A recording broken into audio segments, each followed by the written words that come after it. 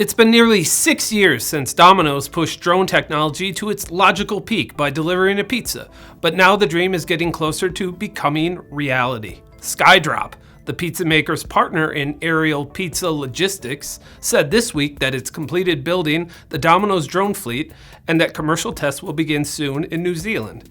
The company said its drones will be able to carry orders like 3 extra large pizzas or 2 large pizzas with 1 soda and 1 side dish and maybe even some dipping sauce. SkyDrop's operational system for drone delivery includes 2 aircraft, 1 ground infrastructure platform, and 1 autonomous control station that the company said allows for frictionless workflow at the store location.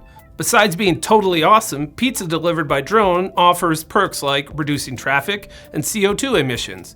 But with the COVID-19 pandemic still around, it has the added benefit of being contactless. Back in 2016, Domino's completed its first drone delivery after flying for about 5 minutes and dropping 2 pizzas into a couple's backyard in New Zealand.